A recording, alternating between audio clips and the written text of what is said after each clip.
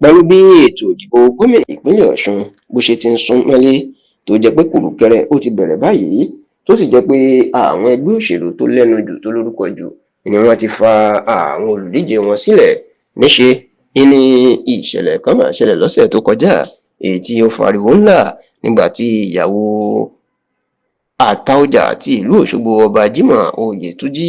ìyún olórí Adédoyin Oyètúnjí tó fòǹtẹ̀ lu olùdíje tó sì sọ ẹni tí yóò di gómìnà ìpínlẹ̀ Ọ̀ṣun lọ́dún 2026 táwọn wò yìí, ìyẹn pé olórí Àtaọjà ó ti kéde ẹni tí ó ń bá lọ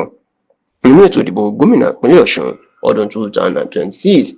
ẹ rántí pé ọjọ́ kẹjọ nínú oṣù kẹjọ ọdún tá à ń wò lọ́ọ̀kan yìí ní ọdún 2026 ní ètò ìdìbò gómìnà ìpínlẹ̀ Ọ̀ṣun yóò wáyé. Bẹ́ẹ̀ ló jẹ́ pé àwọn olùdíje mẹ́rin ni ló gbajúmọ̀ jù nínú ìdíje ọ̀hún tó sì jẹ́ pé láàrin àwọn mẹ́rẹ̀ẹ̀rin náà ni ẹnìkan yóò ti di gómìnà, ìyẹn gómìnà Adémọ́lá Adélékè ti ìpínlẹ̀ Ọ̀ṣun tó fẹ́ ṣe sáà kejì tó wà nínú ẹgbẹ́ òṣèlú Accord Party báyìí, àti Adédàmọ́lá tí gbogbo ayé mọ̀ sí Fáyọ̀ tóun jẹ́ olùdíje ti ẹgbẹ́ òṣèlú People's Democratic Party, àti abẹnugan ilé ìgbìmọ̀ aṣòfin ìpínlẹ̀ Ọ̀ṣun tẹ́lẹ̀ Honorable Najim Abdulsalam tí òun jẹ́ olùdíje fún ẹgbẹ́ òṣèlú African Democratic Congress ADC, àti ẹni tó jẹ́ olùdíje fún ẹgbẹ́ òṣèlú All Progressives Congress APC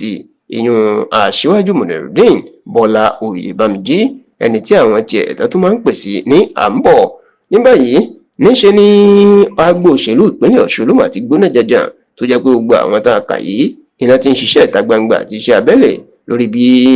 ipò gómìnà ìpínlẹ̀ Ọ̀ṣun bí yóò ṣe já mọ́ àwọn lọ́wọ́. Ṣùgbọ́n nínú ọ̀sẹ̀ tó kọjá yìí ní ìyàwó Àtaọjà ló máa sọ ẹni tí ó ń bá lọ nínú ètò ìdìbò ọdún 2026 àtẹni tí yóò ṣàtìlẹ́yìn fún ní ìpínlẹ̀ Ọ̀ṣun. Nínú fọ́nrán fídíò kan tó ti lórí ẹ̀rọ ayélujára pa báyìí ní olórí Adédoyin Oyètúnjí ló ti wà níbi ayẹyẹ kan. Níbi ayẹyẹ náà tó dàbí pé àwọn ọmọ ẹgbẹ́ òṣèlú APC ló wà níbẹ̀, ní olórin ló ti bẹ̀rẹ̀ sí ní máa kọrin fún olùdíje APC ìyẹn Bọ́lá Oyèbámíjí tó ń kọrin à ń bọ̀. Níṣe ni olórí yìí ló sì bẹ̀rẹ̀ sí ní máa jó kíkankíkan tó pé ọ̀kan pàtàkì lára àwọn olóyè ẹgbẹ́ òṣèlú APC tí wọ́n jọ ń ya fídíò tó jọ ń jó, tí olórí sì kéde nínú fídíò náà wípé òun ò ní olùdíje tó ń tẹ̀lé o àfi à ń bọ̀ ìyẹn Bọ́lá Oyèbámíjí ti ẹgbẹ́ òṣèlú APC.